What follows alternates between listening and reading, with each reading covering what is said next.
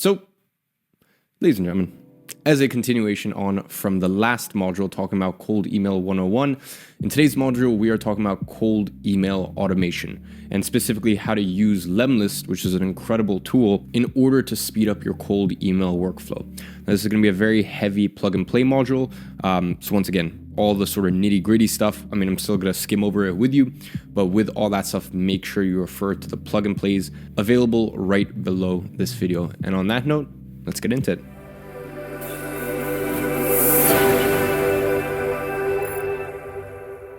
So ladies and gentlemen, as I said, welcome to another module inside of Agency Navigator and a continuation of this series on cold emails.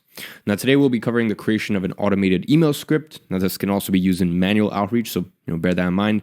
Next, I'm actually going to show you how to set up your Lemlist account, and I'm also going to walk you through creating your first campaign. So in today's teachings, as I said, we're going to go over how to create your script utilizing segues, hooks, mail merges, and more, setting up your Lemlist account, how to structure a Lemlist campaign, and then within campaigns, how to actually use different campaign flows and utilizing them. So let's get into it. So ladies and gentlemen, creating your script. So as you can see right here, this plug and play is available down below. Now, the first thing that you're actually going to need is a warmed up email address. Now, there is no such thing as the perfect email script. And while you will find numerous examples of outreach scripts inside of Agency Navigator, not only, within modules like these and within plug and plays like these, but in the specific outreach. At the time of recording this, we're actually in the process of creating a sort of a separate outreach message template section. So, there's going to be many examples that you can go to, but it's important to note that even though one agency owner might achieve a high open click-through rate and response rate with one script, another one might fail to achieve even just a single open. And I think I've kind of mentioned this to you guys already, but there are multiple variables outside of just the script. And once again, that includes niche, service offering, lead quality, geography, and sending times. And really, it's your job to kind of play around with these and find what variables work best for you. Now, in terms of reporting and kind of KPIs to understand what makes a successful email script, you need to look at open rate, click-through rate, and response rate. And bear in mind that the lower down these goes, like response rate is the most important thing, right? Because you could have 100% open rate, but if no one responds, then like each one of these is a better determinant of your email script than the last. But you can also, once again, look at a kind of combination of these variables to understand that, let's say early on to using a new email script, you may not get tons of responses yet, but based on an open rate or click-through rate, it can kind of give you a estimation of whether it's going to be successful or not. Now, in terms of subject lines, as mentioned above, the subject lines are the most important element of any email script because most email inboxes are deluged with thousands of emails a month from friends, family, colleagues, as well as updates from hundreds of platforms they subscribe to. And the list goes on. And the result is that unlike text messages, the majority of emails go unopened. So standing out in someone's email inbox really comes down to three things: familiarity, urgency, and pattern interrupt.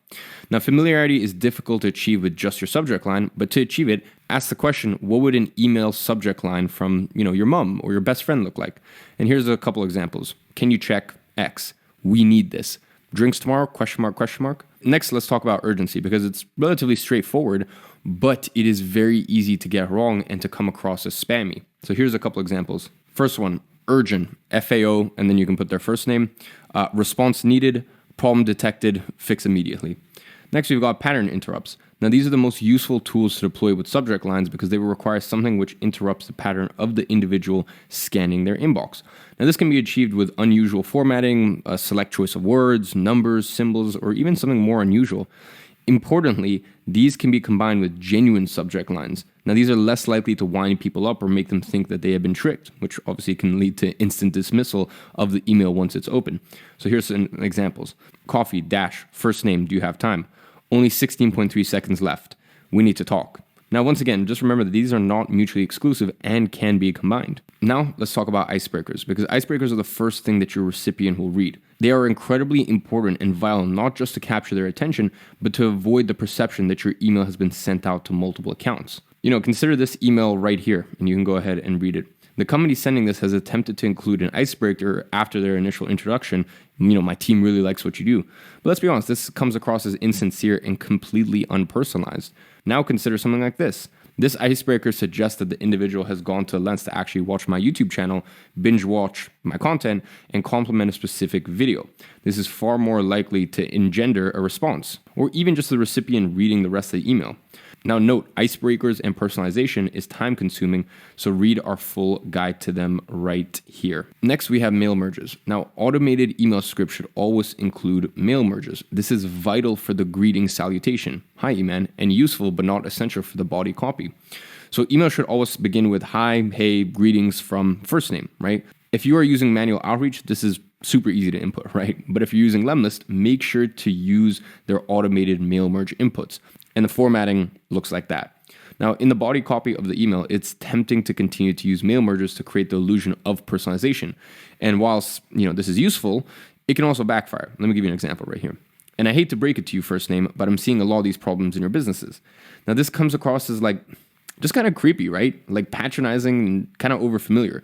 As a general rule, if you wouldn't write something like that in an email to a friend, family member, or colleague, you shouldn't write it in email outreach. But it is possible to use mail merge within other elements of the body copy. For example, look at this. Pretty much every single one of company names' competitors are running Facebook ads. Now, this can be applied to hundreds of leads and does not appear overly familiar, but instead creates the impression that you have done your due diligence in researching your recipient's business. Now, let's talk about segues. Now, segue is a small but important part of your email. It goes between the icebreaker and the hook, and it's your way of conveying authentically how you came to be emailing the recipient. Let me give you an example. And whilst I was on your business, I actually noticed that you didn't have a Facebook pixel installed.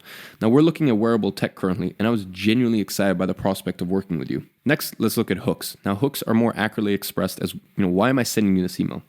After your salutation and icebreaker, it's time to explain to your recipient why you emailed them in the first place. Now, there are two hooks you can use in your email: problem and pitch. Now, problem emails are the bread and butter of email outreach. As discussed previously, it's important to test each and every email you send with the following question: would you send it to a family member, a friend, or a colleague? Now, problem emails pass this test easily. You would point out to someone you were close with an issue that they had with their website. Next is pitch emails. Now, these are a little bit more difficult to get right because they require impressive results or a timely opportunity. For example, if you sent an email letting someone know that momentarily you could get their Instagram account verified or increase the conversion rate of their website by a high percentage, this would be a compelling enough hook. Last, we have CTAs. Now, call to actions are the main objective of your email. CTAs are controversial in the world of cold emails, and many people recommend that you only include CTAs after the first email in the chain, or only use the affirmation CTA and then follow up with something that requires more commitment. Now, this is a personal decision. There's many ways to skin a cat, but you should be aware that for most people, if they receive an email and they have to take further action to achieve information, they'll most likely not do so. You need to understand that if they're receiving an email and at the end of the day, email really is a numbers game. And you need to understand that if you catch them at the right time and everything is compelling enough, and then they also need to try to draw more information out of you to take the next step, you're really kind of putting up a barrier for them to move forward. And you're adding a lot of friction that doesn't need to be there. So that's why for me personally, I believe it's wise to include at least one obvious CTA that can be referred to in follow-up emails. Next, we have sign-offs. Now, sign-offs may seem incredibly straightforward, but sign-offs actually form a vital part of micro-communication that will determine the way in which your email is interpreted. Keep it semi-formal and friendly. Two examples right here: speak soon, Eman, or thanks, Eman. Next, also consider a PS. People often skip to the end of emails, ignoring the body copy completely. It also serves as a final reminder and opportunity for you to make their response a no-brainer or include a reminder for your CTA. Next, we have follow-up/cadence/frequency. Now, automated email scripts tend to follow a 4-email format. Initial email, the follow-up email from the first email, and really this is just a polite nudge. Next, this is the explainer email. This is the one that goes into more detail. And then the last one after that is the breakup email. That's the one that gives the recipient one last chance to respond or take action. Now, these should be sent in the following cadence. Obviously, first email sent on day 1, second email sent the day after, the next one sent 2 days after you send the email before that, and then the next one sent 2 days after you send the email before that. And the follow-up should be formatted as personalized salutation, icebreaker, segue, and then in terms of the formatting of the emails, you can see the entire structure right here. And that's really everything you need to know about writing an effective cold email and formulating your cold email script. So, ladies and gents, now let's talk about how to set up Lemlist. So in terms of setting up Lemlist, you're going to need two things, a domain and a fully set up email address. Now, Lemlist is a software which allows you to automate the delivery of multiple emails a day, schedule automatic follow-ups, and monitor your email campaigns. Now, in terms of how to actually set it up, if you created your domain and email using Google Workspace, you can easily connect it using the link right here. In terms of connecting your email provider, go to the team section of settings and enter in your agency websites here. You can see right there. Now, once you've entered your domain, Lemlist will offer values to enter into your domain's DNS settings. Okay, so you can see that right here, and you can just copy it all over. Now, if you have purchased your domain through Google, go to Google Domains. Next, go to your list of domains, click Manage. On the left-hand side, go to DNS. Okay, you can see that right here. Scroll to the bottom of the page to Custom Resource Records. Change A to CNAME. Copy the host value into the name box. Copy the value into the domain name. And once you've entered this, click Set up my tracking domain. Please note, it may take up to 72 hours to populate, so don't worry if it doesn't work straight away. And by the way, if any of this sounds confusing, as I said, like just, the plug and play is available right below. It's actually really, really simple. Like it will take you 45 seconds. It's, especially with Google domains, it's all relatively easy to change the DNS and the CNAME and stuff like that. So yeah, just reread over these instructions. This is everything you need right here. So ladies and gents, now let's talk about how to actually create a Lemlist campaign. Now, in terms of creating a Lemlist campaign, here's what you'll need. You'll need a warmed up email address, a Lemlist account, and an email script. Now, when you first access app.lemlist.com, you'll be presented with this screen right here. Now, on the bottom left hand, you can actually go ahead and click New Campaign. And by the way, these are all have hyperlinks as well. Now, use your own naming convention, however you want to structure it. Select an emoji, it's not important, but do it nonetheless, and create a label. Now, labels are useful for analyzing reporting later. And then you're going to go ahead and you're going to click Next. Then you're going to click CSV to enter emails manually. You can see right here, upload CSV. Now, if you upload a .csv file, Lemlist will automatically match fields. Right, as you can see right here, I'll actually go ahead and automatically match them. And CSV is usually what you should get pretty much every time. And then you're going to click Next. Now, whilst Lemlist offers a vast selection of email inspirations, I believe you should still create your own templates and scripts that you are confident in. So you're actually going to select blank rather than using one of their sort of email templates. Next, add your first email outreach. Make sure to include a subject line, as this can be used for future emails in your sequence. Now, once you've inputted this, click Add a Next Step. You can see right here, it lets you create multiple steps. Now, you can leave the subject line blank if you would like to use the same subject line as the previous step. Choose the number of days you would like to wait to send the next step. Note, you can select that if a lead replies, they will not receive the next step. And that's very important, that, if you have a full automation flow going and then, they responded and now you guys are talking in a manual in the arena of a manual personalized one-on-one conversation, then obviously you don't want them getting the automation emails as time goes by. And then input the next message. Now you can repeat this process with multiple messages as you can see right here. And then you're going to click Next. Now choose a schedule, and you can either do your local time zone or the one that would best apply to the location you are reaching out to.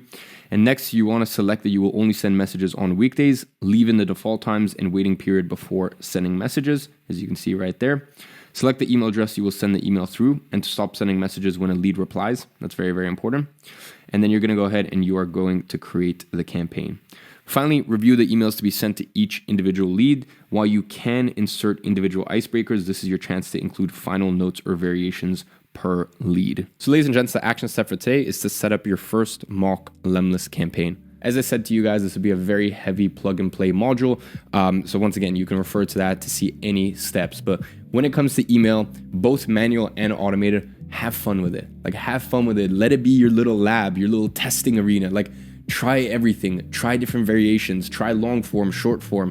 While I have given you guidelines here in terms of the cadence, in terms of the structure of it, that is, that's the recommended, right? The recommended structure and cadence. But at the end of the day, try your own one. As I said, when you start to have fun with this stuff, then, it really does become effortless. So on that note, go out there, be a crazy mad scientist, try a bunch of stuff when it comes to email, and you will reap the rewards and the benefits from it. So ladies and gents, I hope you guys enjoy this module. I'll catch you in the next one.